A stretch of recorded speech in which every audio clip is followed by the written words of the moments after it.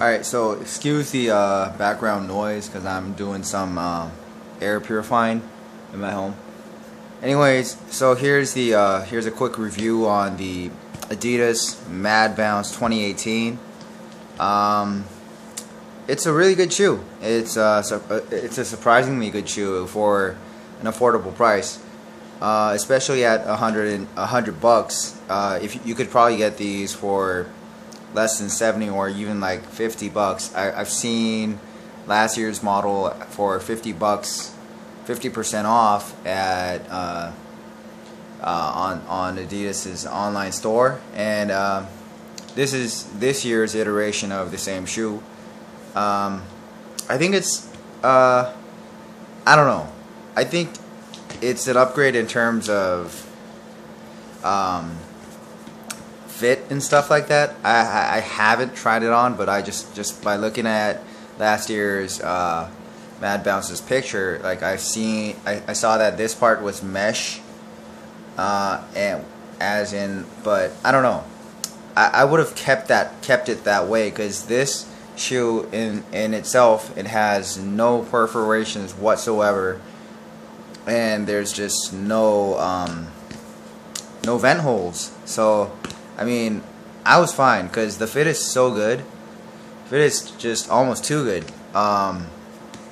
You're not moving anywhere. You're like, there's like absolutely no dead space except for like right here. There's a little bit of bunching up right here when you tie it really close.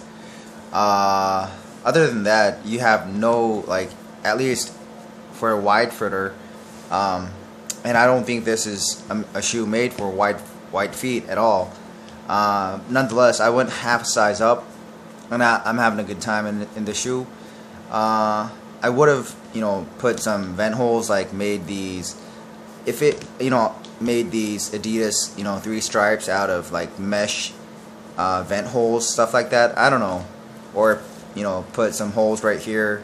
It would have made it even better, but even without the vent holes, it was a great shoe.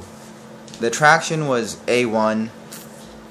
The rubber is pliable, so I wouldn't use it outdoors because it's gonna burn out really quick.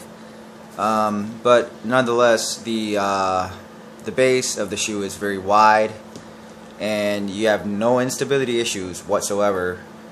The cushion is bounce, full length bounce, and it works. It just works very well. And I'm not gonna say it's like unlock zoom or stuff like that, but I've actually had knee pain in unlock zoom in the 28s, and whereas this one, well, I actually had a little bit of back pain after the game, but that was because just of my age. I'm getting old.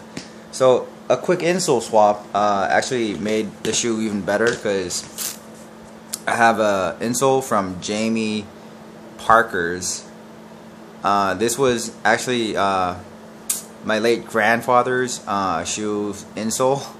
I was just, I don't know, like, he left a couple shoes, and it was just very comfortable just trying on my granddad's shoes. And this insole, like, it came out, so like surprisingly it was like, you could see how thick it is compared to the so these are the original insoles, the standard insoles you get from Adidas. These came with these shoes, and I just replaced it with the thicker insole, and I have no issues whatsoever. And I mean, it's a great fitting shoe, and the upper is my favorite part. It's thick, so it really helps with the fit. It just gives you no dead space at all. And the lacing system, you got your flex groove right there, so when you're flexy and stuff like that, there's no pinching or anything. And the upper is also, while being soft and flexible, it's very flexible. It's not like Fuse, so it's a lot more. It's better. It's a better material. I think this is a step in the right direction for Adidas. It's just a lot better than Fuse. Fuse is just outdated, and it shouldn't come back. Anyways, So this stuff it's like a textile mesh without any vent holes. It seems like it has vent holes, but you can't even, there's just absolutely no airflow whatsoever. Yeah, so the cushion's really good. It's stable, I'll give it that. It's not plush, it's not as comfortable as I want it to be, but it, you know, I mean, if it was like that, it would just, you know, make the shoe unstable and stuff like that. So you feel really, I'm not gonna say low to the ground, but it is low to the ground, but you, well, you know, I think I'm, you know, coming up with a new shoe myself with an even lower to the ground shoe in stack height, so I think I can do better, honestly. But you know, I just, without bashing Adidas, it's a great shoe. It's plush in the heel, it's plush in the tongue, giving you a really comfortable one-to-one fit, and it's just, let me just show you real quick how well the. Alright, so on feet, with basketball shoe socks on, there's just absolutely no dead space whatsoever, and the fit is just unbeatable. You cannot, like, I've had the Kobe 5s, I've had the Kobe 9s, which in my opinion was, you know, the greatest fitting shoe of all time. But this is, I think it's better, because the Kobe 5 was made up of fuse. This is kind of this textile, soft, yet it's soft, but it's structured. It's not stiff. It's very flexible, but at the same time it's